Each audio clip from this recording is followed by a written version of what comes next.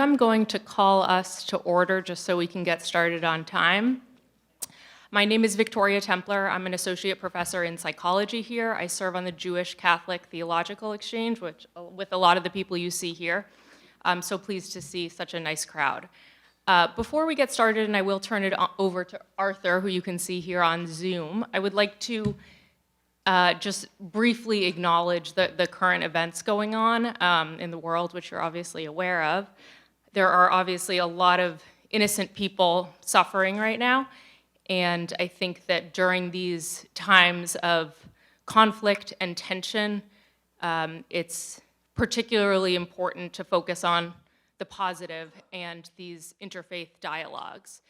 There's a lot of rising anti-Semitism and Islamophobia, so having these types of dialogues is crucially important in these really difficult times. I'd also like to invite us to have just a brief moment of silence for those that have passed and are suffering. Thank you.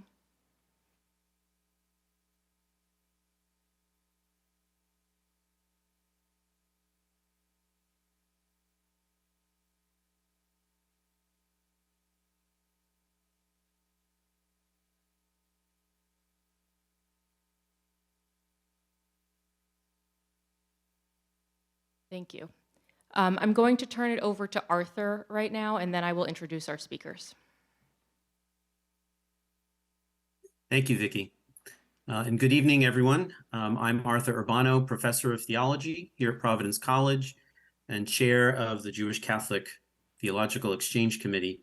And on behalf of the committee, I'd also like to welcome all of you, those of you who are in person in Rouen, and those of you who are joining us on Zoom for this evening's Fay Rozovsky Lecture in Jewish Catholic Dialogue. I see we have a good number of people joining us on Zoom, with folks registered from really all over the country. The Jewish Catholic Theological Exchange was established in 2009. Our mission is to foster interreligious learning, understanding, and friendship through reflection on the common spiritual heritage, as well as the unique identities of Jews and Christians. The Fay Rozovsky Lecture is named in honor of Fay Rozovsky, class of 1973, who was among the first women to attend Providence College. She went on to become a prominent and influential expert in public health and medical ethics, and served as vice president and president of the Providence College National Alumni Association from 2009 to 2012. Fay and her late husband, Lorne, were enthusiastic supporters of the JCTE from its very inception, and I have wonderful memories of all kinds of conversations with them. From her own undergraduate experience as a Jewish woman at a Catholic college, and from her knowledge of the college's history of welcoming Jewish students, she recognized how important and at home this type of interreligious engagement is at Providence College. She liked to say, quoting the late Father John Peterson, that Providence College is a big tent and there's room for everyone. So we're proud to honor her memory in this way. Incidentally, you can learn more about the history of Jewish Catholic engagement at PC by checking out the exhibit called Kindred Spirits, a legacy of Catholic Jewish interfaith advocacy at PC at the Phillips Memorial Library, the building just next door to where you all are. I'm told the library is open until midnight tonight, so if you do have a chance and are interested, please do stop in and have a look.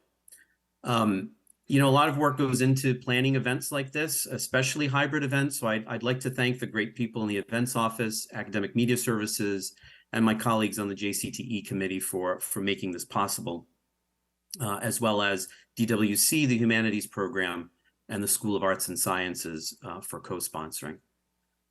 So finally, just some housekeeping. Tonight's event is being recorded and will be available on our website, jews-catholics.providence.edu. You can learn more about the work of the JCTE there and make a gift to help us continue this important work of interreligious engagement. In tonight's format, Brother Guy and Professor Saulson will engage each other in conversation on topics that Vicki and I will pose to them. Then there will be time for questions from both the in-person and Zoom audiences.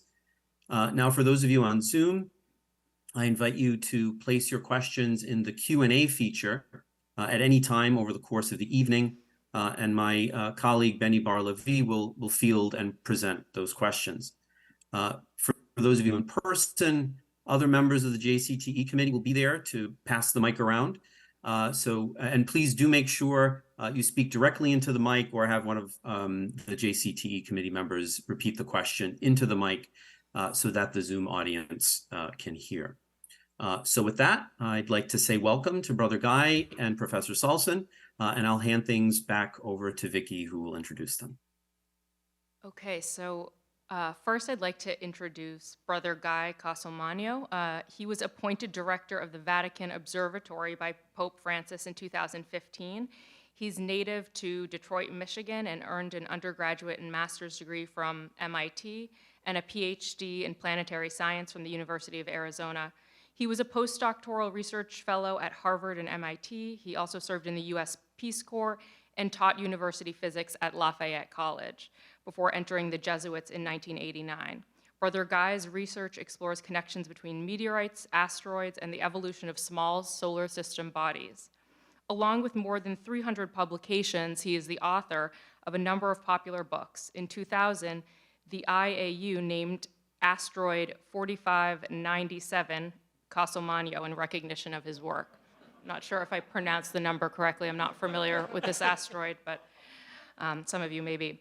So it's such an honor to have you here. It's also an honor to have my friend Peter Saulson. Dr. Peter Saulson was the Martin Pomerantz Professor of Physics at Syracuse University until his retirement in 2019. He earned an undergraduate degree from Harvard and a PhD from Princeton. He then worked at MIT before joining the faculty at Syracuse University. His physics career was devoted to the development of the Laser Interferometer Gravitational Wave Observatory, which in 2015 discovered gravitational waves from the collision of two black holes. He also made an intensive study of the writing of the 20th century Jewish thinker and activist, Abraham Joshua Heschel. Peter now works on linking Heschel's theory to our scientific understanding of the universe. So it's an honor to have both of you. I'm really excited to hear what you both have to say. I'm going to, again, turn it back over to Arthur just to ask our first question. Thanks again, Vicky. So just to get our conversation started, let me ask a big question. Could each of you start by telling us your personal story or journey as scientists and believers? What led you to science and what role, if any, did religion have in that particular journey? And maybe as part of that introduction, if you could mention any writers or thinkers from your respective religious traditions who have shaped your outlook.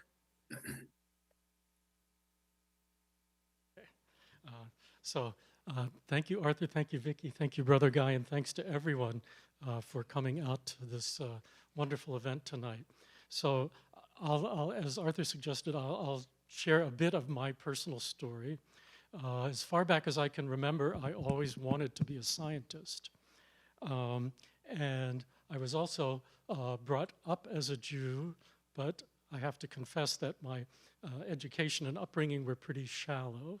And at age 13, I decided to put it aside from my life and kept it aside until around age 50. Still in the background, but not active. So, and as a developing scientist, I decided to become a physicist. And I found that very rewarding education. But I have to say that right around the beginning of my college studies of physics, I happened to stand in a bookstore and stand reading a short book by the French philosopher Henri Bergson, who was writing about the human experience of time. And it stuck in my head, especially because I was learning about time in the theory of relativity at the same time, and I realized that these were two totally different views of how time worked. And while as a card-carrying physicist, I can't tell you in any way, shape, or form that relativity is wrong, I also think it's horribly incomplete. It leaves out how time feels to us. For most people, I'll speak for myself, but I think I'm describing most of our human experiences of time. We feel the immediacy of now, we feel or think we feel the passage of time from one now to another. And the physics that I learn and believe in denies all of that. So we're left with a gap, a contradiction, a disjunction that has always gnawed at me as a practicing physicist. I see my fellow physical scientist here nodding. So that's always been there, but I had a really satisfying career as a physicist. As Vicky said in the introduction, I was involved in the development of this new kind of telescope, a gravitational wave detector called LIGO, and had the great privilege of still being working on it before my retirement when we found our first cosmic signal, which was a very brief blip that signaled two black holes, each 30 times the mass of the sun, colliding into each other about 1 billion light years away.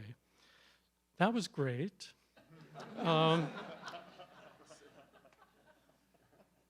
And it was, yes, it really was. Sorry, I didn't mean to downplay it. But on my way to that, it was a long journey. It was close to 40 years of my own time between when I first joined that project and when we succeeded. I remember once I was down in Louisiana, where one of our observatories was, killing time on a business trip. It was around Christmas time, so the Barnes & Noble where I was killing time was filled with Christmas-themed books, and there was a little table about a third of the size of this table. To be nice, there were some Jewish books, okay? So I didn't feel left out. And I looked at the stack of books, and right on top was commentary on the Torah. And I said, that's strange. I got a good education. I read Plato, I read the Aeneid, the Iliad, the Odyssey, I read Spinoza. I've never actually started at page 1 and read the 5 books of Moses. I'm going to buy this book and take it back. And I took it back to my hotel room and started reading it. And this was the exact opposite. I thought I was just going to fill in a gap, check off a box on my life list of great books. But instead, I heard this uncanny voice coming off of the page. It's unlike any modern or close to modern or early modern book that I've ever read. It was written in a different way, and it fascinated me. So much so that I read to the end, started over again, got another translation. Finally, I realized I was not making any progress making sense of the voice from this ancient text. So I went back, started going back to the bookstores. This is back when, if you wanted to find a book, you went to a physical bookstore. And I finally found the books of Abraham Joshua Heschel, who his dates are 1907 to 1972. In my opinion, he's the greatest Jewish theologian of the 20th century, and I found that he was speaking to me. He knew about the contrast between the scientific worldview and the religious worldview, and he had nothing against science, but he wanted to fill in the other side. And I haven't looked back since. I've been reading his books over and over, broadening my education beyond just his, but he's become my most profound teacher, and I've been basically, since encountering his books, trying to make sense of the message that he was helping me find in this ancient text for the guy. There's so many hooks to launch off to. But I guess, in the honor of the question, I should start with a bit of my own story. My mother was Patricia Claire Duffy, so I'm not entirely Italian. Once when I was at the University of Chicago, I was visiting a meteorite professor who I had known in the meteoritics world, and I was in Chicago doing philosophy as a Jesuit. He wanted to know, why am I there? And I said, well, I've joined the Jesuits, and I could feel the temperature drop, 20 degrees. I thought, okay, one of these, that was going to happen. And we were very polite, and I was about to make my escape when he goes, were you always Catholic? And I go, well, yeah, Italian dad, Irish mom, comes with the territory. Now, you have to remember in those days, everything that's gray now was kind of red and curly. And suddenly he was incredibly friendly again. and at the end invited me to come and talk to his synagogue. It wasn't that he was anti-religious because we were scientists. He thought that I was an apostate Jew. And he said, oh, okay, that's all right then. We can deal with this. And I grew up never having, the nuns in my grade school taught me science and taught me really good science. I was a Sputnik kid, first year of kindergarten was when Sputnik went up. Last year of high school was when people landed on the moon. And of course, all smart little boys were going to be scientists. But I discovered in Detroit the best high school was the Jesuit high school, and I only wanted the best. And the best students at the Jesuit high school did classics, not science. So I did classics, Latin and Greek, which meant that I was completely lost by the time I went off to go to university. I had no idea who I wanted to be, what I wanted to be, where I wanted to be. I decided to go to a Jesuit university in Boston. I should say a Jesuit college in Boston, but I won't mention its name. Where most of the guys seemed mostly interested in drinking. I don't know if that, I'm sure nowadays that's not the same in the freshman dorms, but 50 years ago, that was quite a thing. The liquor stores would deliver to the freshman dorms. And, as these people would drink too much and act silly, I'm thinking, boy, what a waste. I can act silly without drinking a drop. What's the point? But then they'd start failing their courses and bemoaning their lives and coming and talking to me because I was doing okay, because I wasn't doing that kind of stuff. And all I could think of was, well, of course you're having trouble. You're an idiot. What do you expect? Life is tough when you're stupid. In order to get out of the freshman dorms, I decided to become a Jesuit priest. So I found a Jesuit, and I said, here I am, I want to sign up. And he asked me a really peculiar question, which is, son, have you prayed about this? I'm 18 years old. Who prays? Come on, really. Go to your room, close the door. And I was waiting for the voice from the ceiling said, go ahead, they're desperate, they'll take anybody, and you got to get out of the dorms. But instead, that voice that you don't know where it's from, asking you embarrassing things that you don't want to admit you never thought of before, said to me, what the heck do you think you're going to be doing when you're a priest? Like, Monday morning you go into your office and you've got a desk and there's papers on the desk. What are those papers going to be about? They're going to be about people with problems, just like the idiots you're trying to get away from. Boy, that would be the worst job in the world for you. Which is how I didn't become a Jesuit priest. Instead, I was thinking, well, where am I happy? Where am I enjoying myself? I was taking a writing course because I really wanted to write science fiction. That was my goal in life, was to be a famous science fiction writer, contradiction in terms. And I had a writing teacher who said, well, you should read well-written stories to know how a good story looks so you can write well.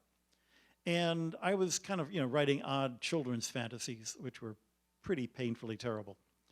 So he suggested I read the Narnia books. I had never heard of the Narnia books. I had no idea where you'd find them.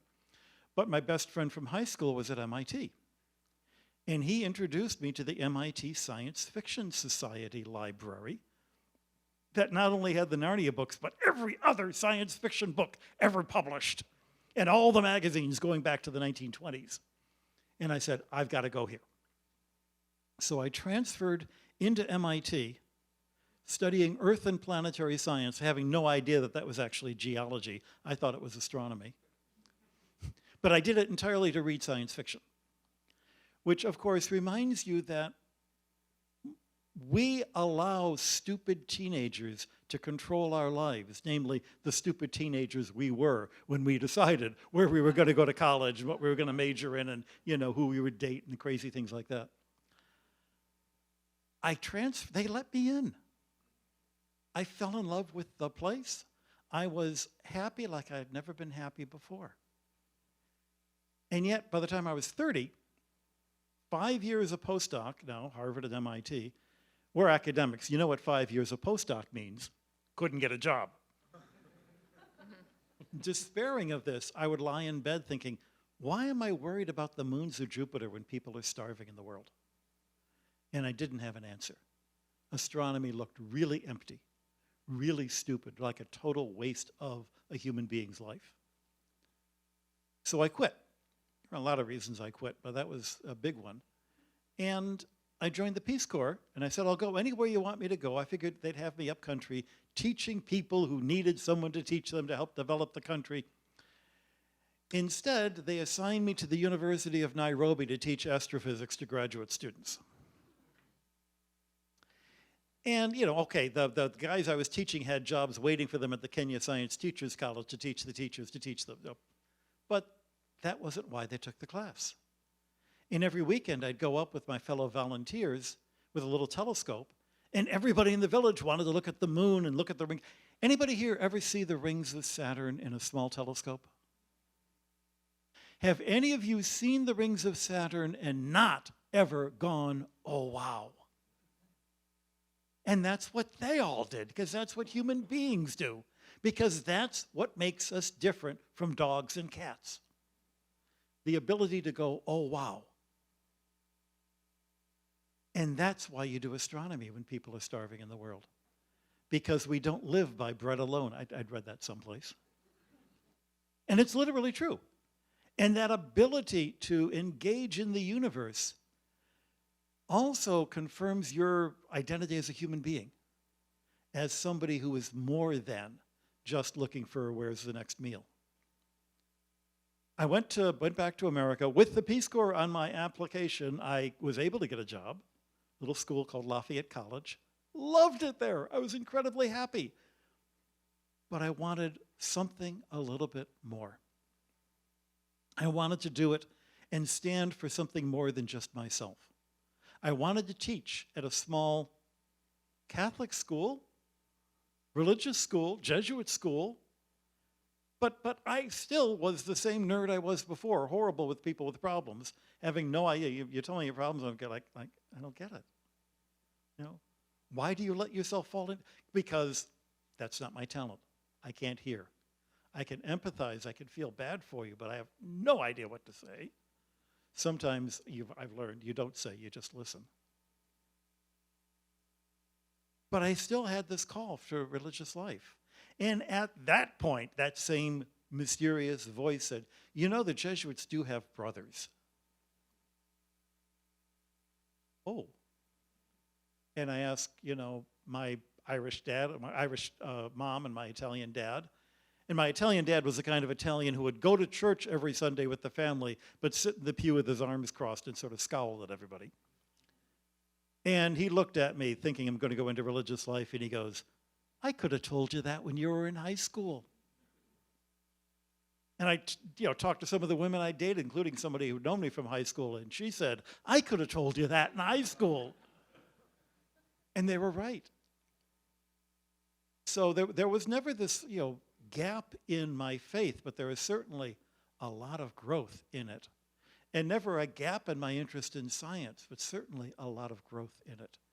And most of the growth is recognizing how little I know and how little I knew and how much fun it is to be able to admit that you don't know, because that's when you find new stuff. That experiment that he's talking about, one of the things I did when I was a postdoc at Harvard was to work in the nucleosynthesis of our process isotopes. And his experiment threw out all of my work, you rat. Thank you. That's why it was so much fun. Only on gold and platinum. If your scientific work hasn't been overthrown, then it means it was so boring that nobody's bothered to go back and look at it again.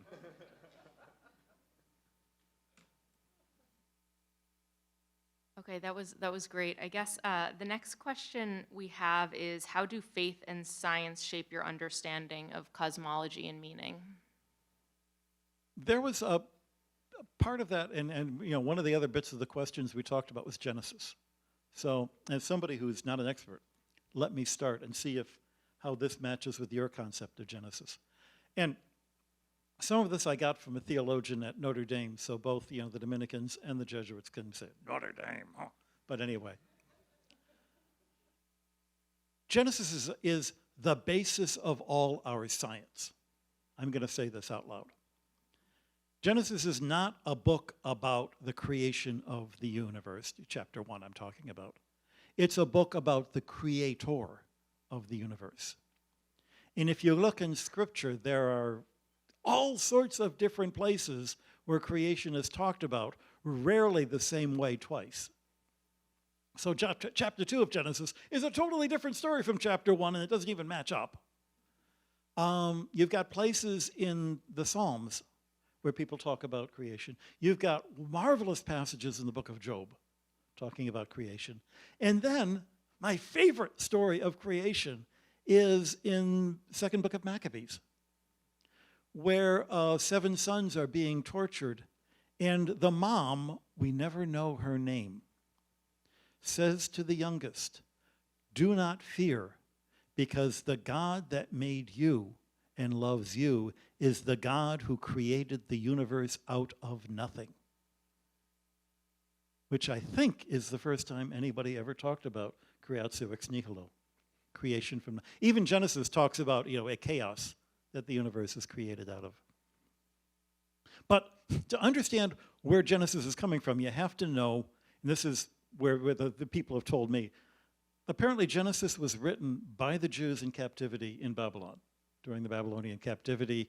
One of the bits of evidence they use is that the Babylonians have a really similar story about the creation of the universe, except that for them it was a bunch of gods warring, and there was a dragon named Tiamat, and the name apparently is the root of the word for chaos at the beginning of Genesis, if I've got that right. I maybe have it wrong. And the goal of the Babylonian story is to show how glorious the city of Babylon is, because that's the climax of the story. And what the Jewish scholars in Babylon said, well, that's the best science of the day, but it gets God all wrong. In the beginning, God's already there. God's already there in the beginning, before space and time are created. The whole, going back to time, that this whole business of thinking of time as a flexible framework that comes out of relativity is an insight that really hasn't percolated down to the rest of the world yet. And it never even occurred to me until I read your paper about that. Anyway, God is outside of space and time. And this makes God supernatural. I'm stealing this from Rabbi Sachs, Jonathan Sachs. He says that's, supernatural doesn't mean Casper the flying, the friendly ghost. If there is a Casper the friendly ghost, it's just a part of nature that we haven't studied yet.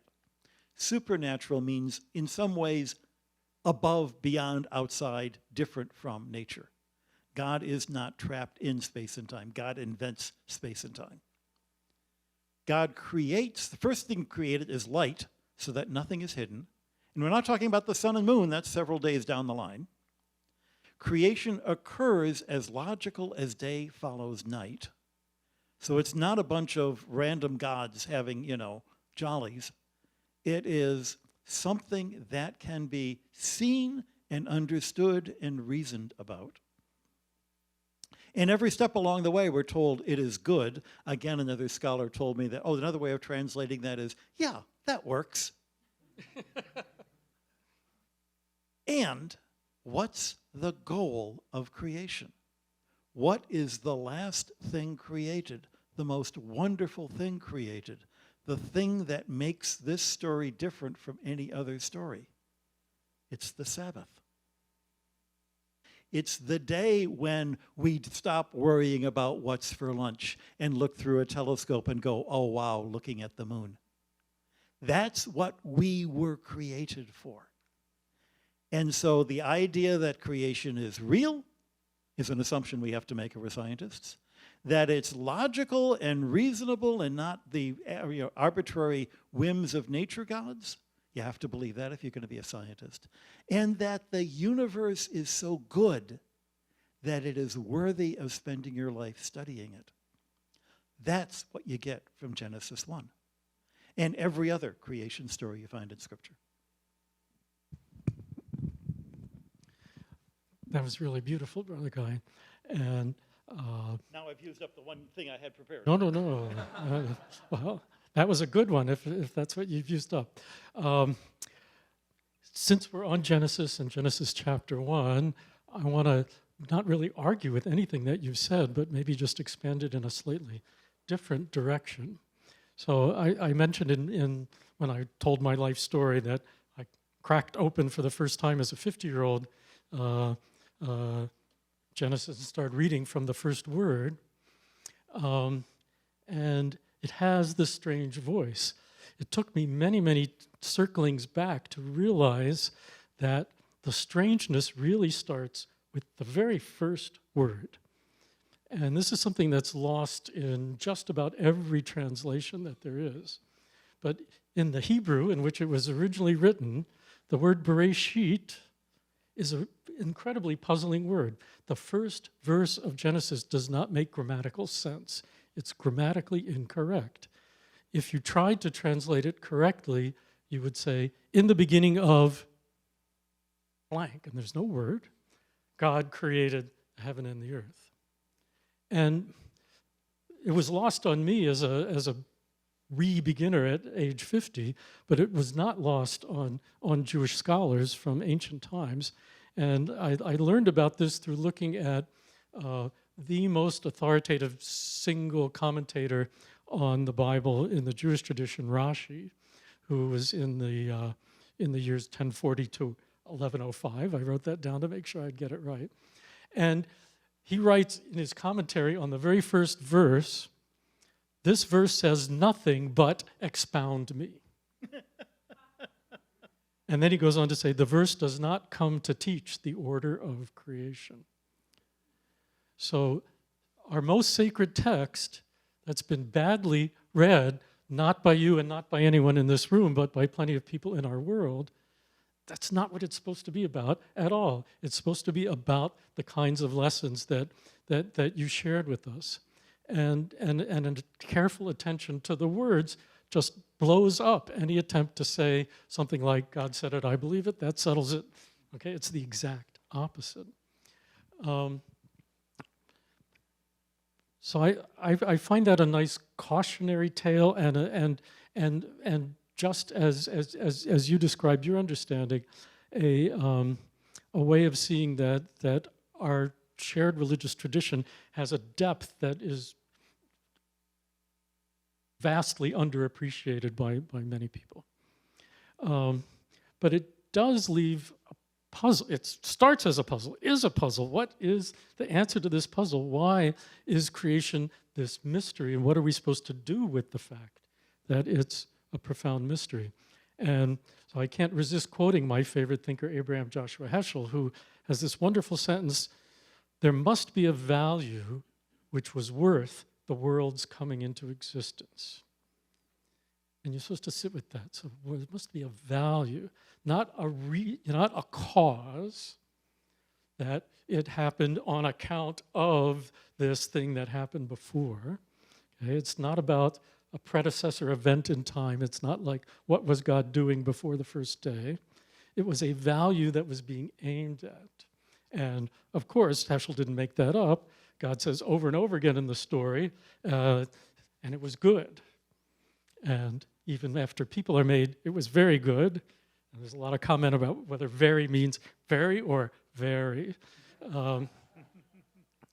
But I puzzled over that statement of Heschel's, and I've realized that one way to understand it is that he was arguing against a really good philosopher, David Hume, who said very famously, you can't derive an ought from an is. You can't look at the natural world and see what's good and what's bad. And at some level of analysis, that makes a lot of sense, right? Because you have to pick which feature of the world. You know, are lions good and therefore I should be fierce or whatever?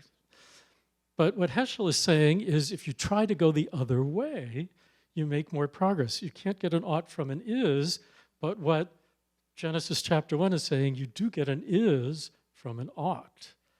That the world would be good if it existed is the reason that it exists. So you can hear that I've entirely stepped outside my professional remit as a physicist.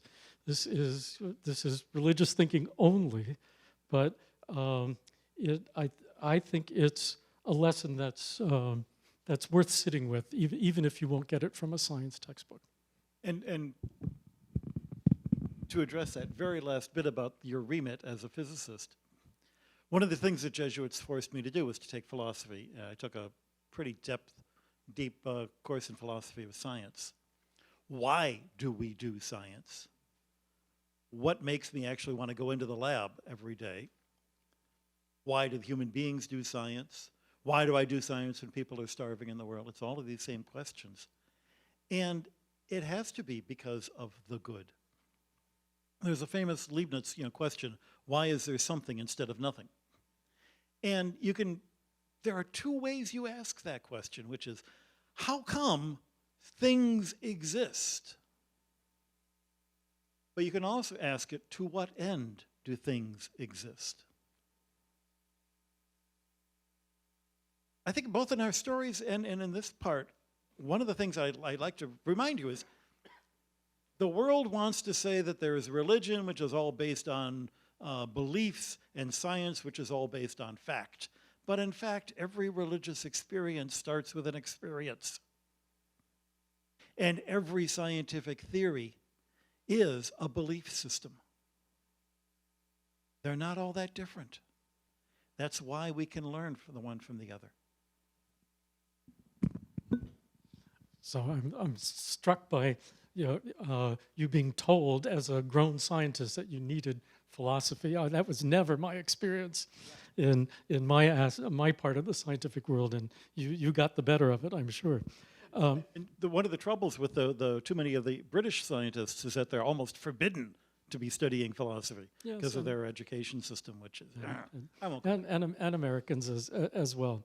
But I want to pick up on the thing that you said, what I think is really quite profound, about there's two kinds of ways of explaining or answering a why question. What came before that caused it, that made it happen?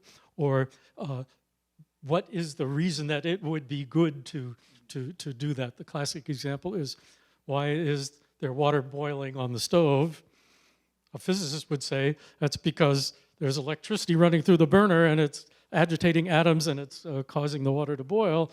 And then the human answer is, because I wanted some tea, right? And they're both true. They're both true, but we need to be able to switch back and forth as we need to. And human beings do it. Scientists, when they think they're supposed to be good, strict scientists and no nonsense, we don't do the second, all right? There are famous partisans of science, this person I won't dignify by calling him a scientist, who said, we must not allow any final cause into the tent, or else, all is lost.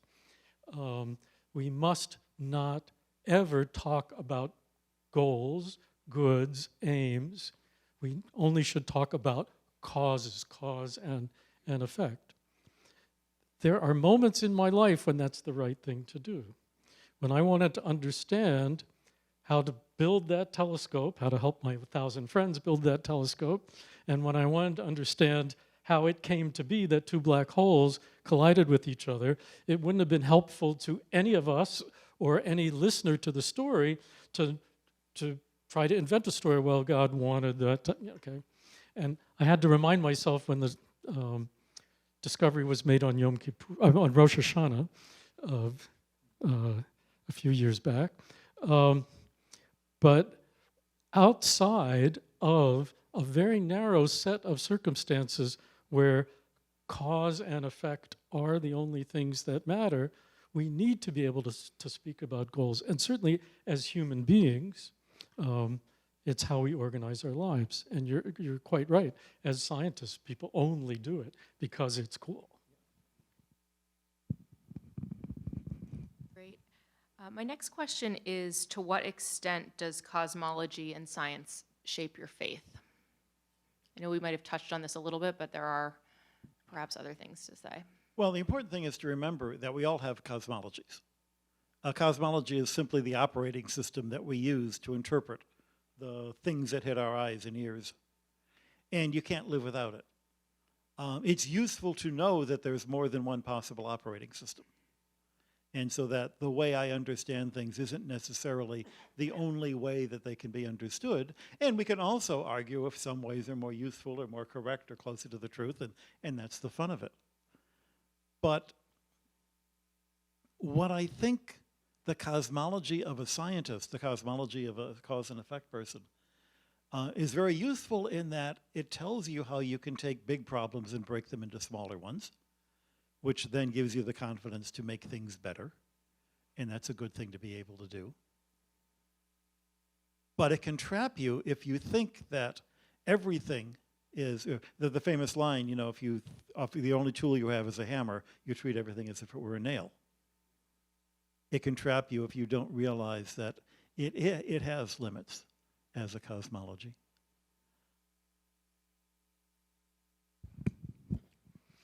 Yeah, I would add to that maybe just one other layer. When I was in a classroom in a course called cosmology, there was an assumption that seemed so obvious to the instructor and the writer of the textbook and most of us in the room that it went entirely unstated.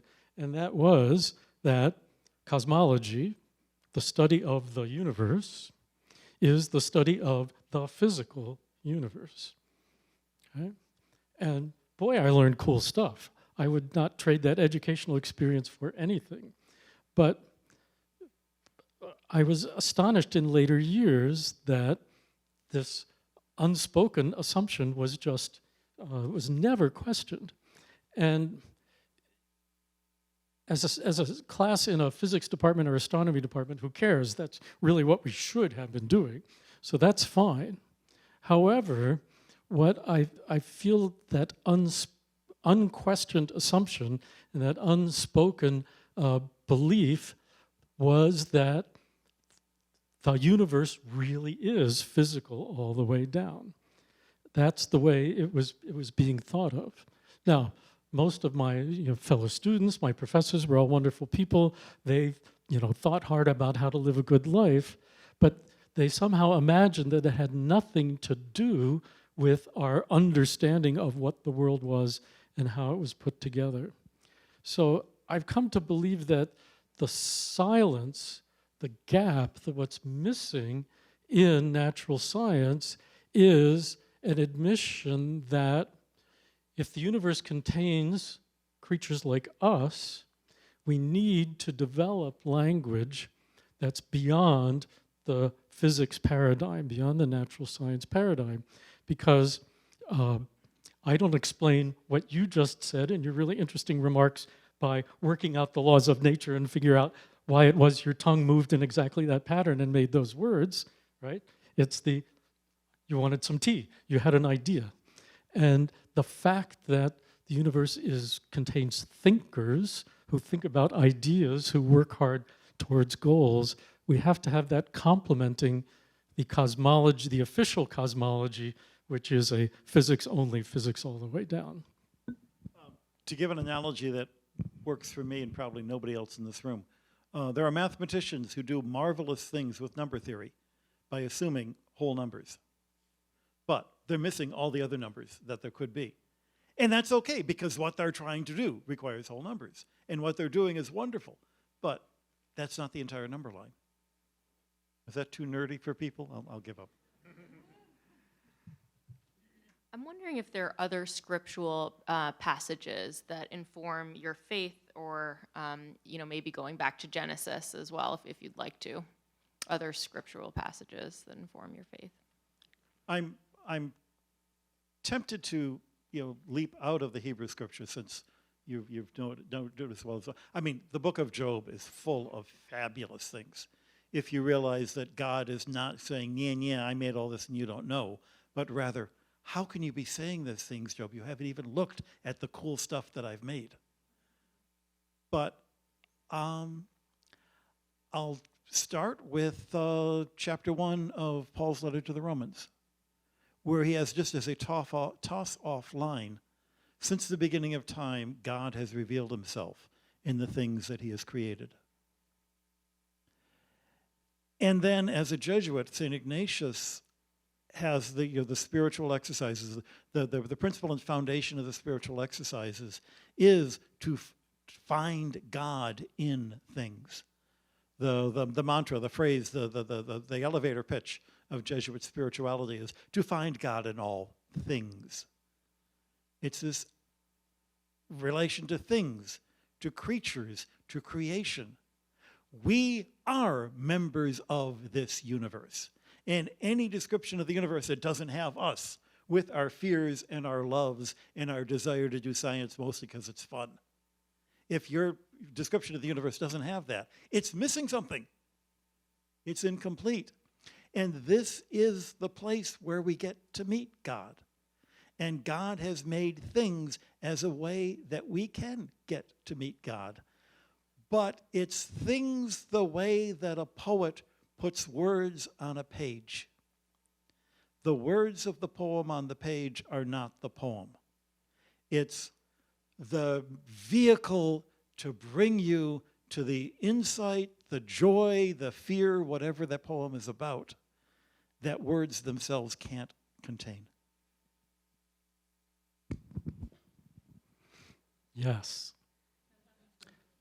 And, or but, and you all will forgive me if I stay in the Hebrew Bible. That's the one I know. One of my favorite passages from Scripture that is a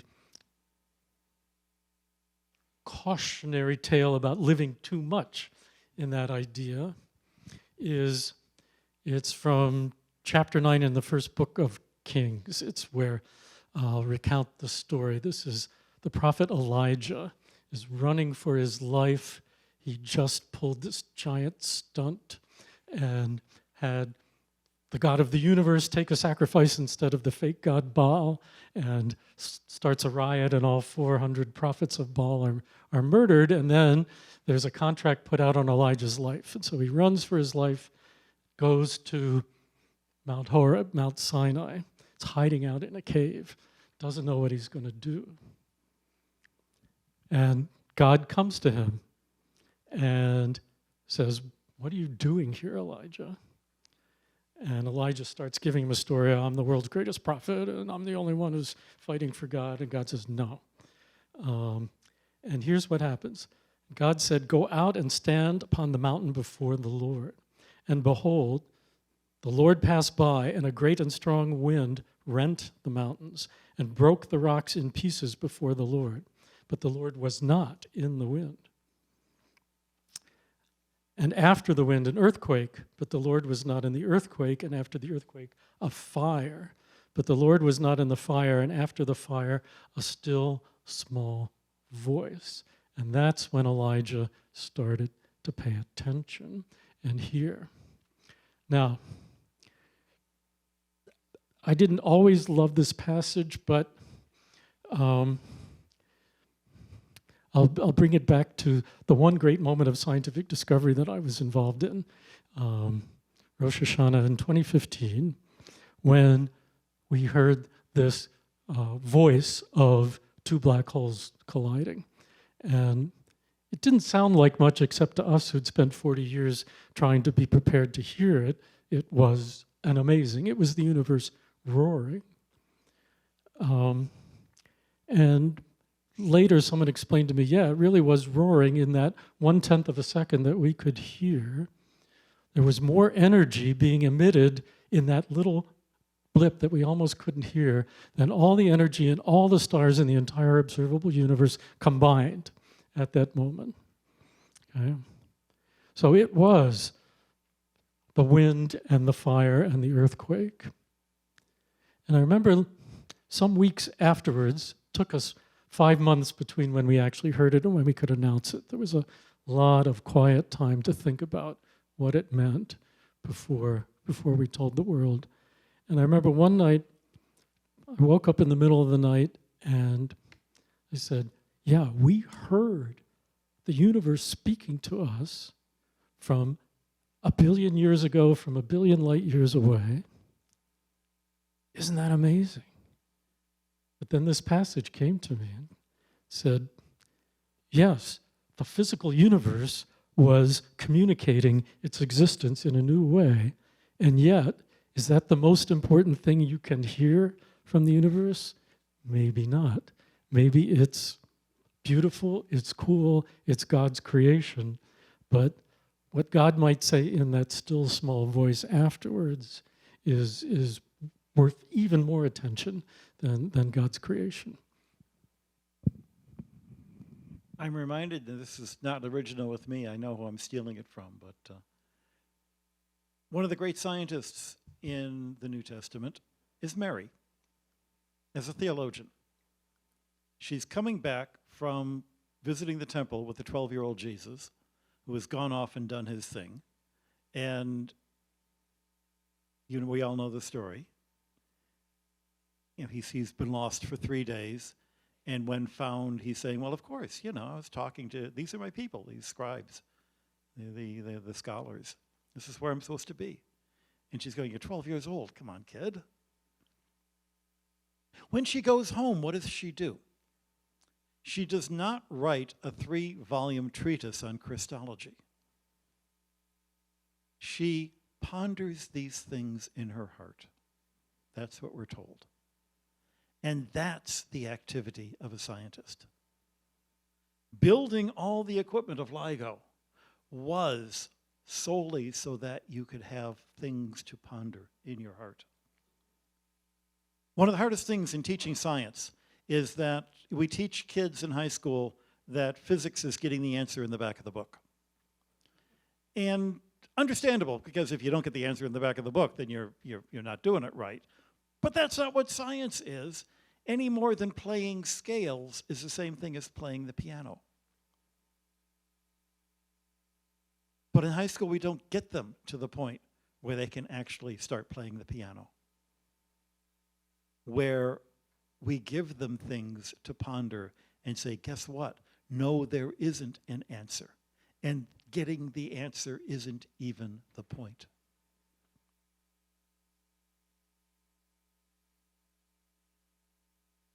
Thank you. Have you experienced any faith crises as a scientist or resistance to religious thinking among fellow scientists? I've got a good story, so I'll let you go first. Okay. Well, I've surely encountered a tremendous amount of resistance to religious thinking among my fellow scientists. It just seemed to be what we thought, okay? And it's not even very interesting. It just seems sad to me now, but it's the life I lived.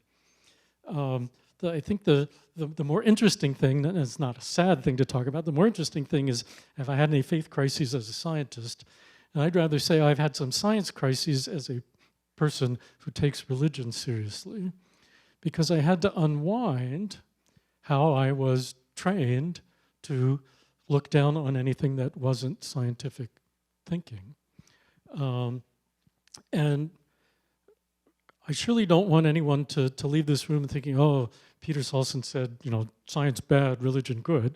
Okay, I've loved every minute of my career as a physicist and love my colleagues dearly, and I'm really proud of what our team did and what the whole profession does. Don't get me wrong. But the one science crisis I had as someone who began to take religion seriously was just to realize the misplaced confidence that so many scientists have that we're onto it all, that we've got it all covered. We've got covered what we actually know, what we're doing about, okay? That we do. But that we have got it all covered is a very widespread misconception among scientists. And coming to terms with that and being comfortable with stepping outside of that set of beliefs was, I think, the most difficult thing for me coming to this late in my life. So my experience was that, I was Catholic all along, but didn't make a big deal of it. It just wasn't, the sort of thing that came up in conversation, and I wasn't going to bring it up. But I did essentially, at some point, come out of the closet. I became a Jesuit. Kind of hard to hide your faith after that. Although there are some Catholics who we won't go there. And I was worried about what my friends would think. The reaction that I got so often was, "You go to church?" As if, boy, you should tell by the way I live, maybe. "You go to church? So do I. Don't tell them, but." And the fear that we were the only ones, when in fact, the number of scientists who are believers pretty much matches the number of the general public. In Chicago, probably, I guess, half the people working in science one way or another may be going to church because half the public goes to you. In England, 10%. And it has nothing to do with whether they're good scientists or not. It's the culture they come from. But beyond that, I did a thing as a Jesuit in 2006 where I did a program called Tertianship where I took some time away and did studies and towards going to my final vows. And I spent 6 weeks in Silicon Valley talking to my fellow nerds, scientists, engineers, doctors, friends of friends, people, about their religious beliefs or lack thereof. And the general pattern seemed to be that when you go to college, you stop going to church because you're questioning the things you've been brought up with, which is frankly a good thing to do. You'd better be questioning those things, because I hope you're questioning the science that you were brought up with, because the science that you learned at 12 years old is going to be inadequate. And then eventually you get married and you start raising kids, and so you go back to church, usually the wife's church, regardless of which one was the nerd. Even though you stopped going to church when you were in college, you're still fascinated by the questions. And all the people I was asking, regardless of their beliefs, never looked at me funny like, "What do you mean by those questions?" Rather, they're questions that we all have. And even though they've gone back to church when they're 40 and they're raising kids, doesn't mean that they still don't have those questions and that same irritation with the church and the people teaching things. And especially if you're a scientist or an engineer and you think you're smarter than everybody, which is a besetting sin that drives me nuts. But of a particular episode, when I was a graduate student in Arizona working with a professor who I really respected his science, didn't much care for him personally, but his science was really good. And we produced a paper that really I thought was pretty darn important. It's been cited hundreds of times, which is a big deal in my field. And to the point where NASA sent a mission to asteroid Vesta to see if we were right. Because my paper was about the connection between the eucritic meteorites and their evolution and this asteroid whose surface that we kind of guessed about in the telescope, and finally we sent a spacecraft there. And when the data from the spacecraft came back, the people in the spacecraft mission said, "You see, we were right." And I'm looking at the data and I'm going, "Actually, no. You were wrong. It doesn't work. This doesn't fit my theory. There's something wrong with your data. You're misinterpreting things." And finally, I had a road to Damascus moment where I said, "Damn it, the data are right. It's my theory that's wrong. The one that I based my reputation on." And I got a paper out of it. The point is that you don't run away from contradictions in science. This bit of science contradicts that bit of science, therefore I'm going to give up science and stop doing. No, this is the most exciting thing that can happen. This is what Isaac Asimov describes in the lab, where the exciting thing you hear is not "Eureka, I've discovered it," but rather, "Huh, that's funny."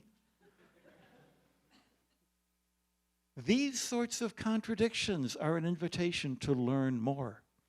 And so there are things that we should be looking for rather than running away from. Fabulous. Thank you so much. So at this point, we're going to open it up to the audience for questions.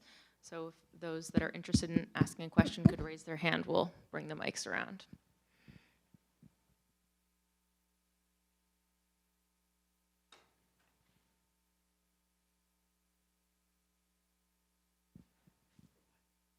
Thank you both for your conversation and talks. I have a question that's related to something you alluded to, and that has to do with the idea that science can take care of everything, at least, or more modestly, we know what we're talking about, and that much we've got covered. In his encyclical, Pope Francis on the environment, Laudato Si, talks about the technocratic paradigm, and by that he means the way in which, let's say, technologists and technology tends to look at a problem in the environment and say, okay, we can figure this out, so let's have electric cars, and then we need rare earth, but we can figure that one out, presumably, and it's going to be okay, and we're not going to worry. How would you want to respond to the problem of the technocratic paradigm?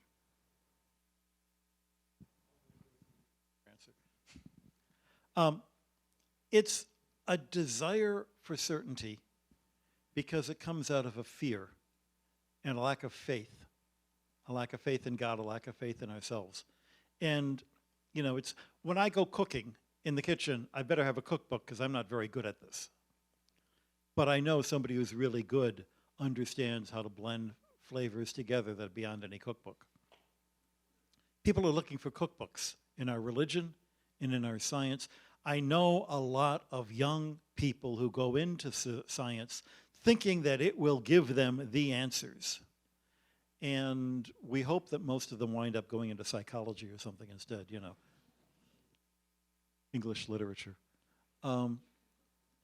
Because that's not what science does. I just came out with a book called When Science Goes Wrong, not because I think science is wrong, but science has its most fun when it goes wrong, and we can see that it's gone wrong. The point that the Pope was making in the encyclical is that we're not, the ecological crisis is not a thing that will be solved because it's based in sin, and sin's been around since Adam and Eve, and it ain't going away anytime soon. So we should neither be overconfident nor despairing because we know how to deal with sin. We know that it makes us suffer, but we also know how to deal with the suffering. And really, the crisis in the ecological world that is happening right now is a despair. It's a sense that we've messed things up so much that it's hopeless. It isn't hopeless. We've got tough times ahead. We're not going to find answers, and the answers we come up with are going to have the unintended consequences that your kids are going to have to deal with. But we should not expect perfection. To quote the pastor who gave a sermon when I was 10 years old, and I've never forgotten, don't forget, we lost paradise. Ain't coming back anytime soon.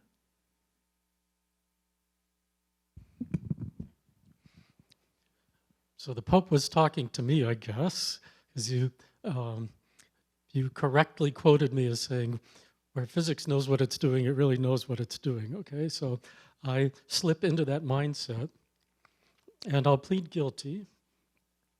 And I'll plead guilty on the basis of a kind of professional blindness that comes from how physics is distinguished from some of the other natural sciences. Physics is the branch of natural sciences that focuses on problems that are so simple that you can really expect that there will be an answer. And it won't be a truly final answer. You know you're going to get to at least a good answer. The ecological crisis is at the opposite extreme. It's the problem of the whole, and this most complex whole of all of us on Earth and all of our resources and all the other living creatures and all these other systems. And physicists only have so much to contribute to that, except every once in a while to be brought up short by someone wise and say, you know what, should add a dose of humility to your approach when you're dealing not with the problems that physicists are good at, the simple ones, but the complex ones.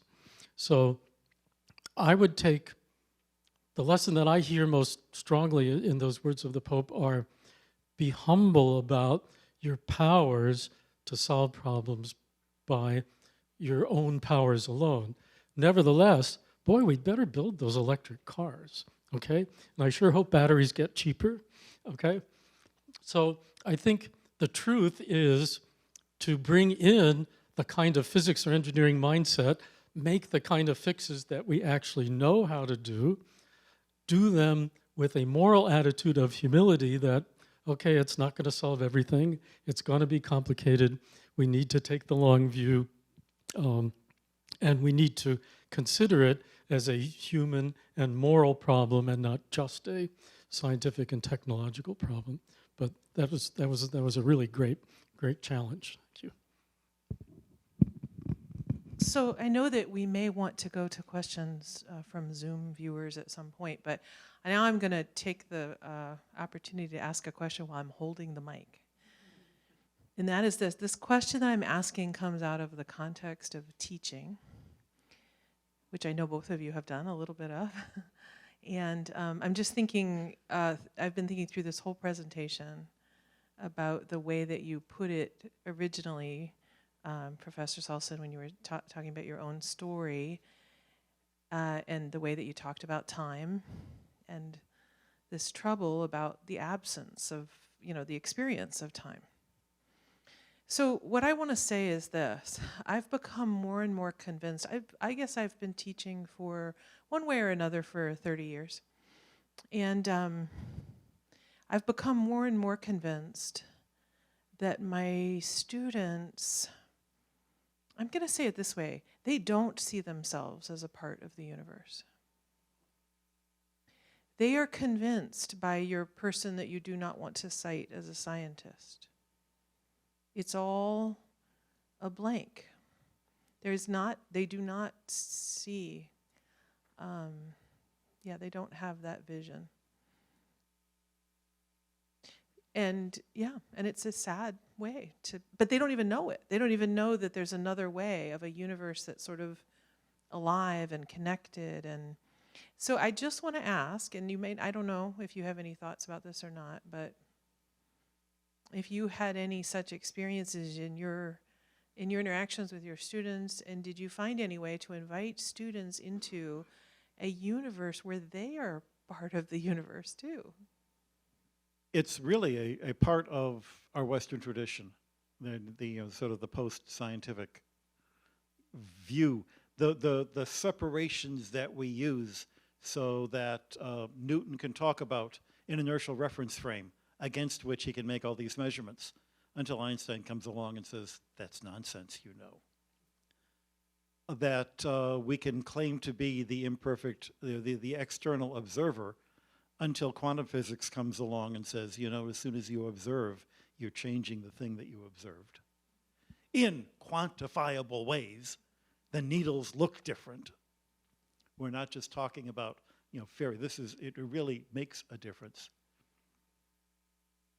The reaction, though, that I was getting when talking to you was reminding myself about teaching physics, Western physics, in Kenya to Africans who were not brought up in our cosmology. They were brought up in their cosmology. And an awful lot of what they would do, at least at the high school level, when they're first being introduced to this, which I suspect our students do as well, is they treat it as a puzzle, as a game. This is the game. Okay, you can't use your hands to move the ball, but you can nudge it with your nose. And there's a disconnect between the games that we're playing in the classroom and the real world that they live in. But it's even more remarkable in a universe where time is a place, not a line. In the African traditions, the East African tradition, where there's the sasa and the zamani, the now and the ancient time. And people with gray beards, we are travelers from that other place to this place. But the idea of a line connecting them is not something that they have been growing up with to take for granted. And the way that we think of time as a dimension that we could jump back and forth in confuses us when we try to do general relativity, because it doesn't work that way in general relativity. And we can play the game and move the ball with our noses, but there are darn few people, and I don't know, I certainly am not one of them, who have an intuitive understanding the way that we do about Newton's world that we do in Einstein's world. That's a beautiful and sad question that you're asking us. But I would take it not so much as a problem that is there and either is fixed or we're lost, but as an opportunity to take the long view. Much as when I was a college student, I like to think I was a fully formed human being. It doesn't feel that way looking back. And as someone who's lived long enough to think of my life as a journey, I think you can picture yourself looking ahead in your students' lives, that they probably won't be stuck where they seem to be stuck right now. So maybe it's our job as teachers to plant some seeds, do some little bit of waking up, not expect it to take. I think part of the reason religion is in difficulty in American society writ large is the extent to which many people think that they can be taught everything they need to know by, in our tradition, by age 13. And that's all you need to know. And that's like the most ridiculous thing, right? It's people with gray beards who start to understand things. So I think your recognition is a challenge to take back on yourself to help some people grow, even if you won't see it. One of the things I've noticed teaching in physics, I wonder if other fields have the same, is I'll have students who barely got through the final exam, and I had to give them a C+, and I was wondering, do they really? And by next year, where they have to use the stuff that I taught them, they know it. I have no idea what happened in between, but somewhere along the way, it finally made sense, usually about 6 months after the exam, both to their frustration and mine. But it's also encouraging. It does mean that we do plant seeds that continue to grow after the kids leave the classroom, because they do get smarter.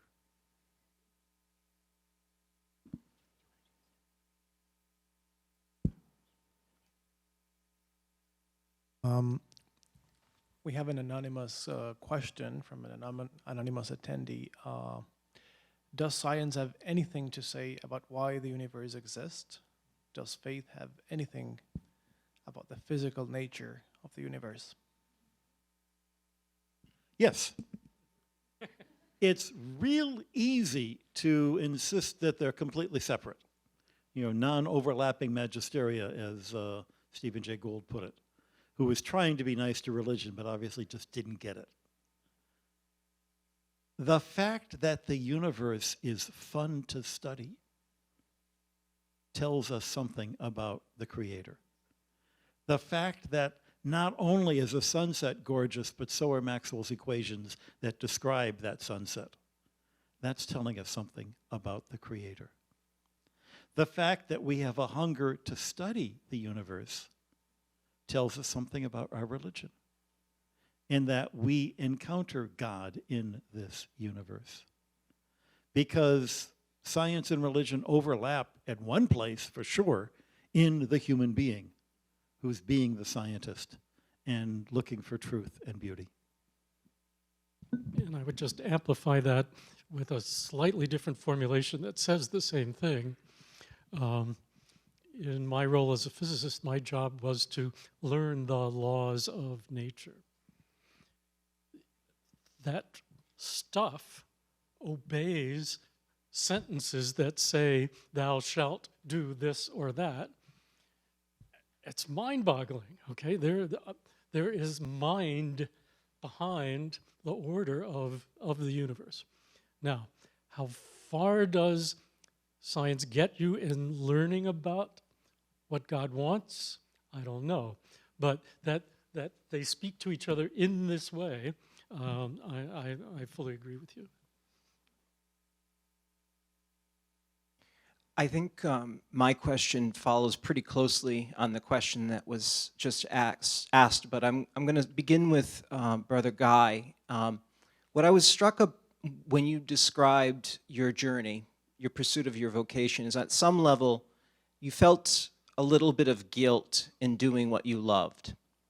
And then where you got at was you got at this place where this is part of what it means to be a human being. I was made by God, I was made for God, and when you saw that through your experience of somebody else, your whole experience of everything changed because you recognized that you can do the same thing but for a different reason. Would you say that that's kind of accurate, that your perspective of why you do what you were doing has changed? Oh, absolutely. Yeah. You put it better than I did. Thank you.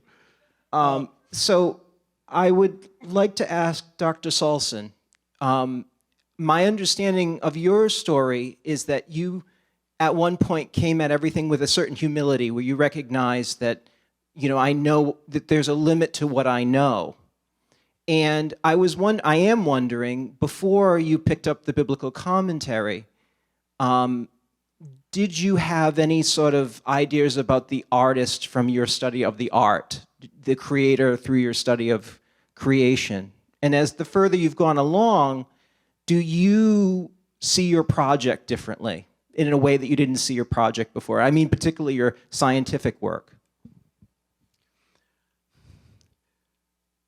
I'd like to think that I saw it differently, but I don't feel that I do. I think I see the limits of a certain kind of method for gaining knowledge, perfectly valid in its domain, but I see the boundaries of the domain. I guess the closest thing I've come to moving my thinking in the direction that you're wondering about is precisely pondering this question of why does nature have laws of nature? There are not a few scientists who have remarked upon this. I think it was Einstein, although people attribute a lot of things to Einstein that someone else said, but I think it was Einstein who said the most incomprehensible thing about the universe is that it's comprehensible. And there are other physicists who've said similar things, like, how does it come to be that mathematics is the language in which we describe the world, that really point to a possible way of seeing things in this broader context. It's a lot of debate in particular about, was Einstein religious? He insisted with, one kind of language, I am a profoundly religious person, but then when he described his religious beliefs, most religious believers would say, well, I'm not so sure. But he was reverent about nature and had an attitude of wonder, and it led him to think profoundly. But I don't want to say that secretly all the great scientists were religious and just didn't want to admit or didn't know it. There's more space out there than would be nice to believe, I think.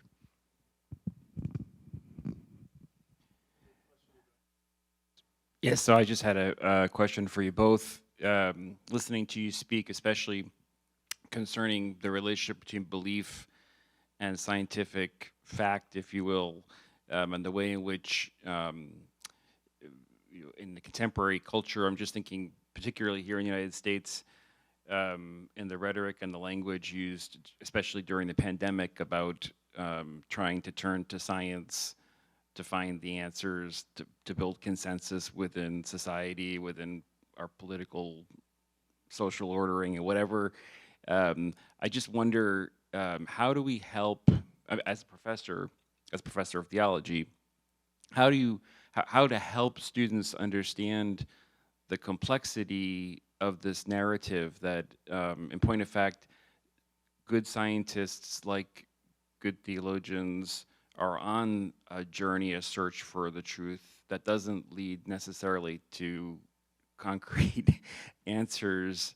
Sometimes there are insights, sometimes there are theories that are more helpful, sometimes obviously, but how can we help young people today, prepare, orient themselves for the future, to kind of go beyond what I maybe wrongfully call my own ignorance, a kind of scientific fundamentalism?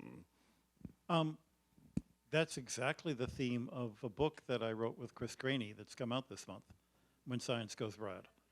And so I'll answer the question, rather than saying buy my book, which of course you all should, 2 copies each, such a good book, but rather to answer how we tried to answer that question.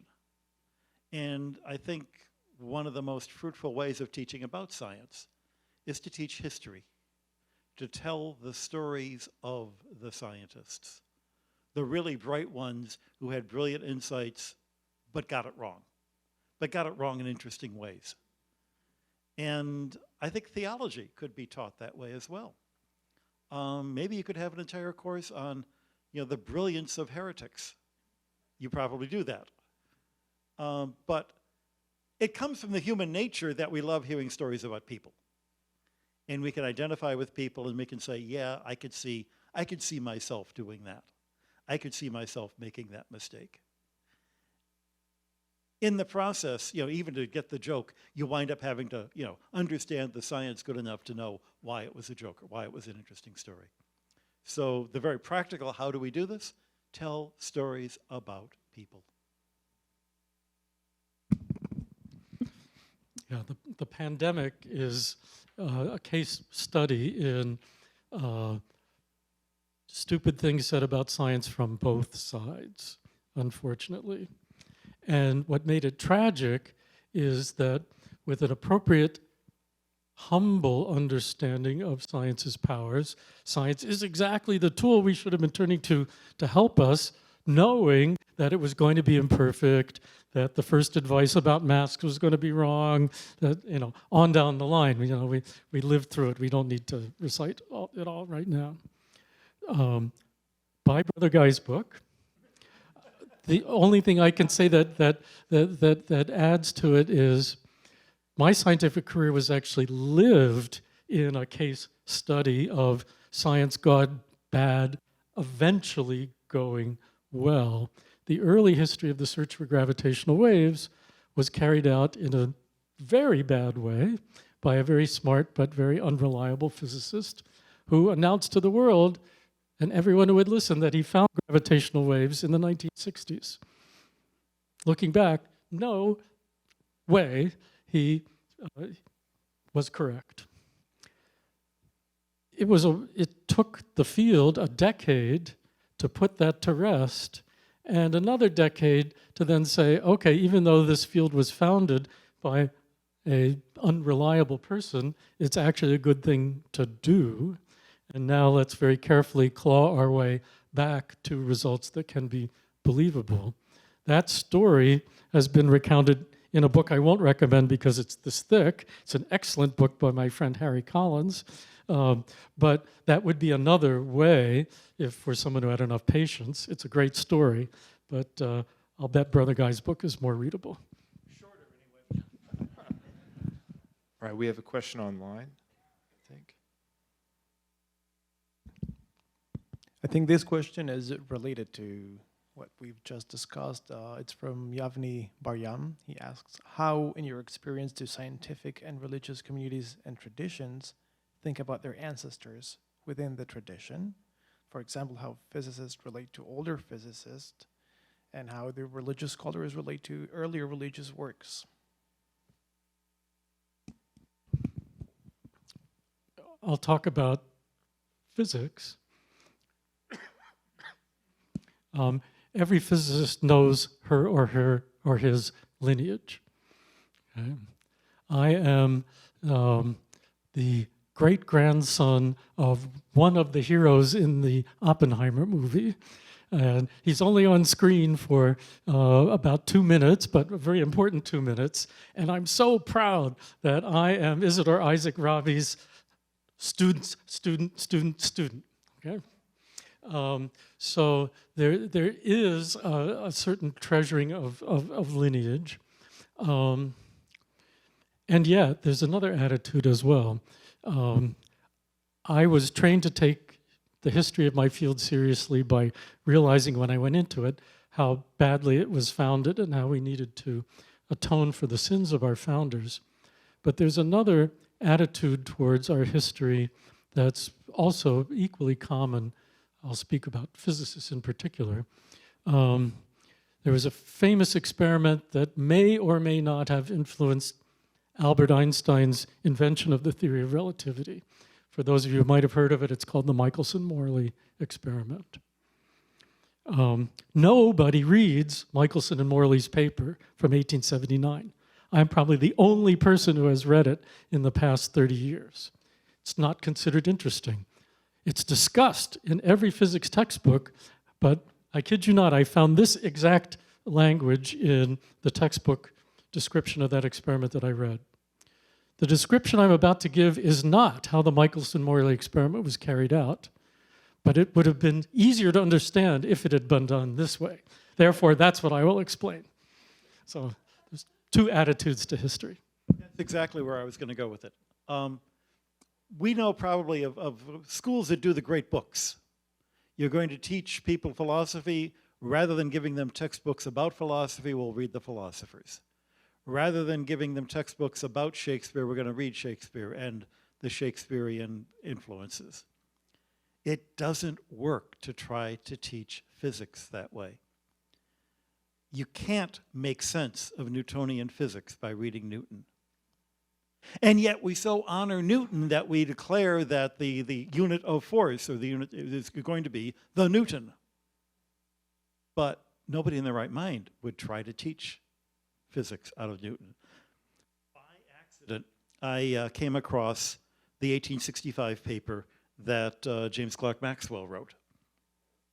And he starts out essentially by saying, let's assume that the ether has a finite compressibility.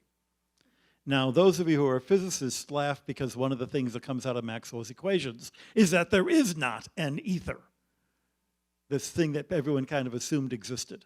He starts with a completely wrong assumption, so wrong that it's not even wrong, and comes up with the truth, or at least, an advance towards the truth. That means that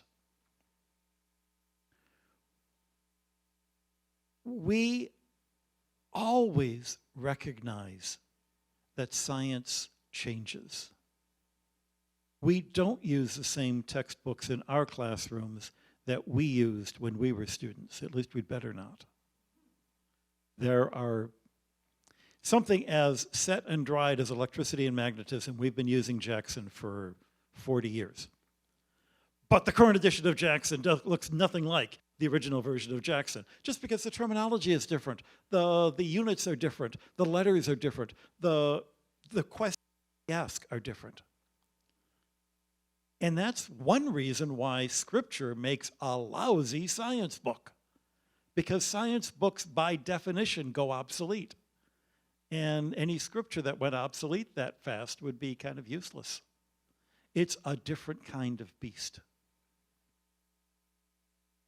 Thank you. So I know we all have more questions because our speakers are so fabulous. So before we give them a round of applause, I'd like to invite everybody to the reception in the Great Room, which is just out these doors to the left. So you can perhaps try to hunt them down and ask them questions there while you get something to drink. So thank you so much.